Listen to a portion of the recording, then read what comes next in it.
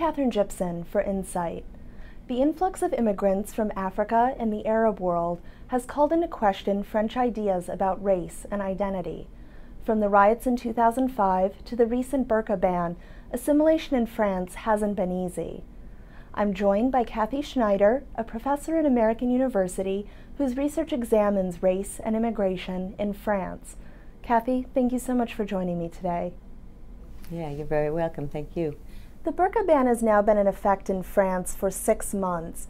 Are we seeing as many confrontations over this law as expected? The issue about this law is that it's irrelevant.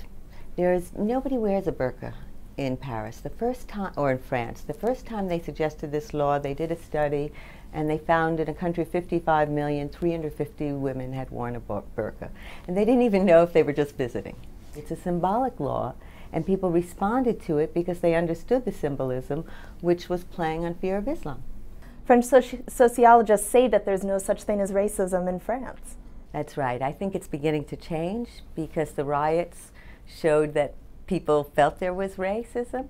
But when I started researching in France, the French were so insulted that I would even think about looking at racial profiling or police targeting of Muslim minorities and make it comparable to police targeting of blacks and Puerto Ricans in New York. And they'd say, well, you don't understand, it's cultural imperialism, you have racism, we don't. It took the riots for the French to say, wow, maybe there are people who feel like they're victims of racism. So it's at least beginning to be talked about. So you've argued that these riots in 2005 were not fueled by radical Islam. What was their root? Police violence. These are stigmatized minorities that have been excluded from French society in an array of ways. They mostly live in banlieues that are distant from the central city. The conditions of the buildings in banlieues, the architecture of the area is really hideous compared to this beautiful Paris that is difficult for them to get to by transport. They can't get houses there, they can't get jobs. So these are French kids, and France has no racism, so what do we call them? We call them the young people of the banlieue, and there's all of this notion that these are really dangerous people. So is this an attack against Islam, Muslim immigrants, or immigrants in general?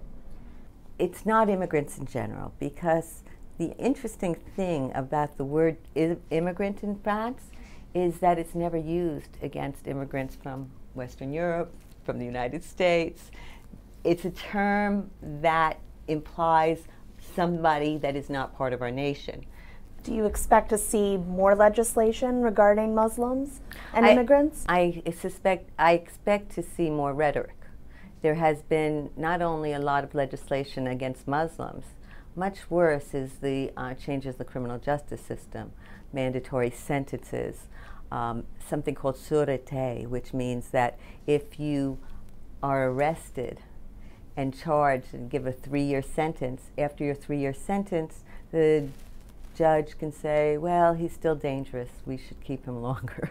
And so how is that affecting immigrants and Muslims in particular? Well, they're the ones that are targeted as being dangerous. So there's been a big increase in young people arrested and given long sentences, especially closed prison sentences. Young people used to be able to go to school and come back to the prison or work, and now it's closed sentences. The sentences are very harsh.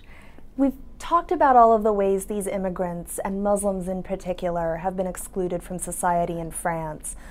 What efforts are underway, what positive efforts are underway to help them assimilate? There has been a tremendous push to register voters.